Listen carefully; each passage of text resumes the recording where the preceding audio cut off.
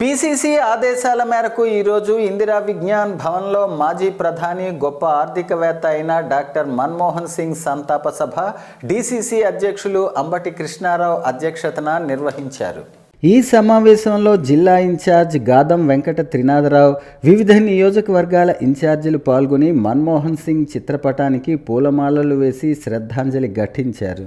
అనంతరం డీసీసీ అధ్యక్షులు అంబటి కృష్ణారావు, జిల్లా ఇన్ఛార్జ్ గాదం వెంకట త్రినాథరావులు మాట్లాడుతూ కాంగ్రెస్ పార్టీలో మహోన్నతమైన వ్యక్తి, గొప్ప ఆర్థికవేత్త, రాజనీతిజ్ఞుడు కాంగ్రెస్ పార్టీ కోల్పోవటం చాలా బాధాకరం అన్నారు.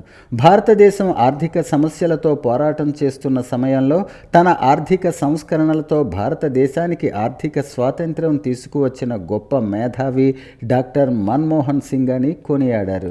ఈ దేశ ప్రజల మనస్సుల్లో చిరస్థాయిగా నిలిచిపోయే వ్యక్తుల్లో ఆయన ఒకరు అన్నారు.